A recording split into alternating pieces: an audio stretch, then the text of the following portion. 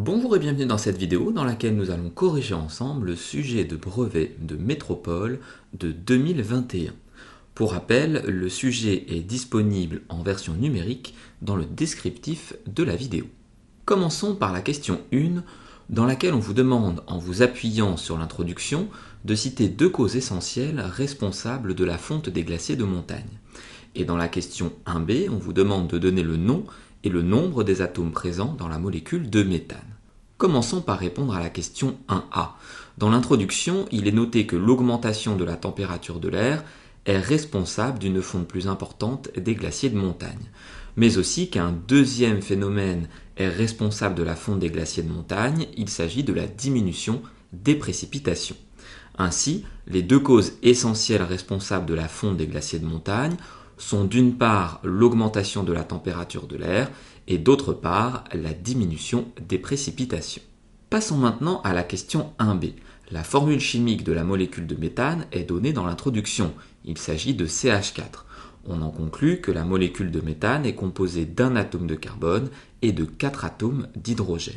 Pour rappel, lorsque le symbole d'un atome n'est suivi d'aucun nombre ou chiffre dans une formule chimique, cela signifie qu'il n'est présent qu'une seule fois dans la molécule. C'est le cas ici, dans la molécule de méthane, de l'atome de carbone dont le symbole est un C majuscule et qui n'est suivi d'aucun nombre ou chiffre. Passons maintenant à la question 1c. Le méthane, que l'on a vu précédemment, est un constituant principal du gaz naturel et du biogaz. Il intervient aussi en tant que réactif dans des combustions qui servent aux activités humaines. On obtient alors du dioxyde de carbone et de l'eau à l'issue d'une combustion complète.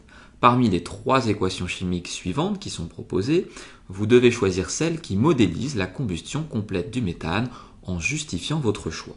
Pour répondre à la question 1c, il faut dans un premier temps se rappeler qu'une combustion est une transformation chimique et que, comme toute transformation chimique, l'équation chimique qui va la modéliser doit être équilibrée, c'est-à-dire que les atomes présents dans les réactifs doivent se retrouver du côté des produits. Pour rappel, les réactifs sont situés à gauche de la flèche qui représente le sens de la transformation chimique, tandis que les produits sont obtenus à la fin de la transformation chimique, à droite donc de cette dernière.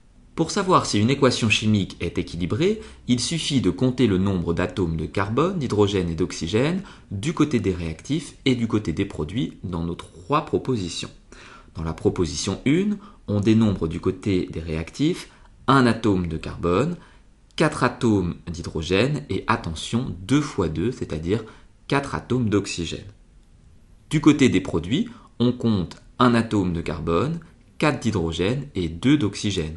On se rend bien compte que cette équation chimique n'est pas équilibrée puisqu'il manque 2 atomes d'oxygène.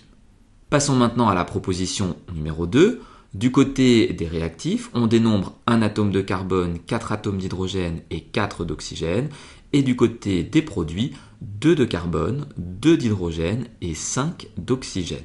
L'équation chimique n'est donc ici pas équilibrée.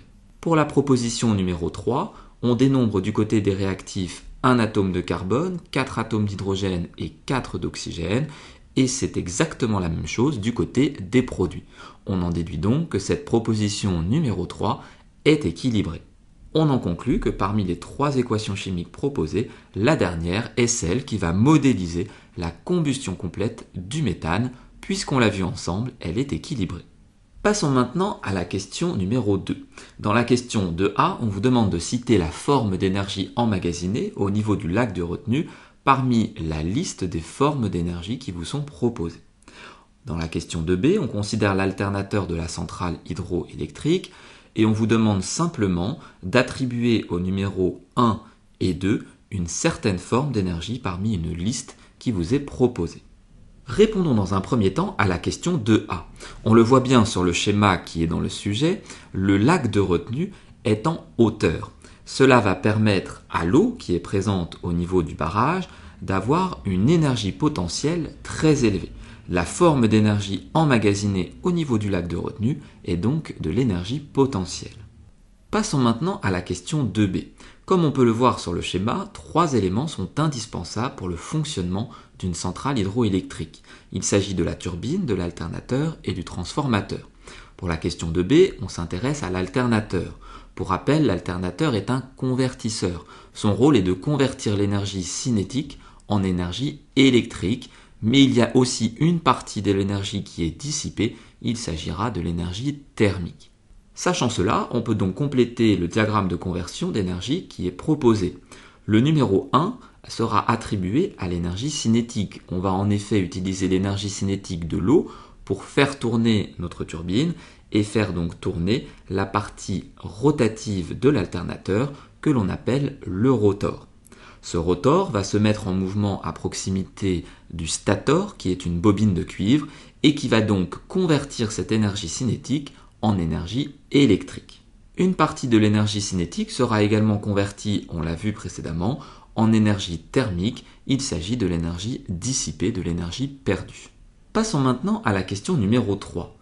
À la question 3a, on vous dit qu'à l'aide du document qui est fourni, on peut montrer que la diminution de l'épaisseur du glacier entre les années 1990 et 2000 est de 4 mètres.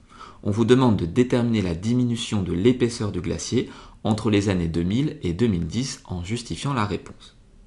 Dans la question 3b, on vous demande de comparer les deux diminutions obtenues pour une durée de 10 ans et de commenter cette comparaison.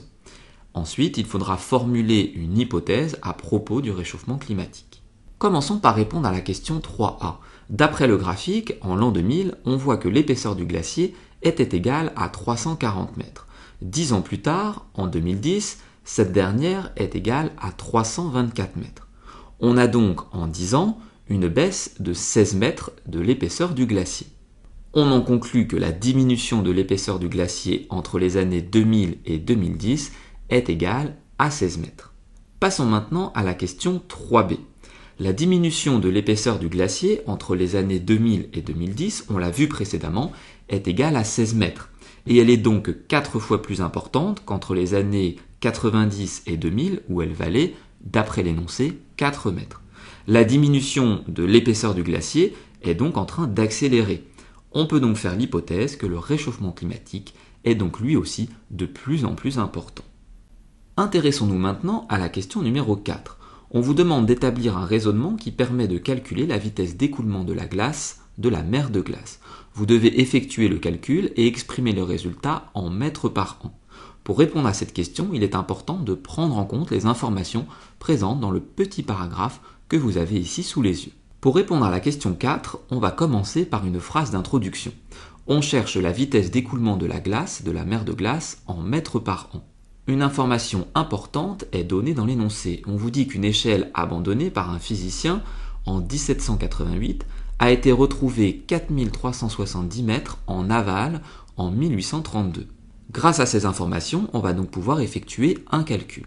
Pour ce faire, on va utiliser la formule bien connue D égale V fois T. La vitesse doit être exprimée en mètres par an. Cela signifie que la distance sera exprimée en mètres et que le temps devra être exprimé en années. On va donc ici devoir modifier notre formule pour exprimer la vitesse en fonction de la distance et du temps. On en déduit que V est égal à D divisé par T. Passons maintenant aux données. La distance sur laquelle la glace s'est écoulée est égale à 4370 mètres, puisque l'échelle a été retrouvée 4370 mètres en aval, et le temps sera égal à 44 ans, puisqu'il y a une différence de 44 ans entre les deux années mentionnées dans l'énoncé. On va donc pouvoir effectuer notre application numérique. V est donc égal à 4370 divisé par 44, ce qui est environ égal à 99,3 mètres par an. On en conclut donc que la vitesse d'écoulement de la mer de glace est de 99,3 mètres par an environ. Cette correction touche maintenant à sa fin, j'espère qu'elle a été claire. N'hésitez pas à vous abonner à ma chaîne YouTube et je vous dis à très bientôt pour de nouvelles vidéos.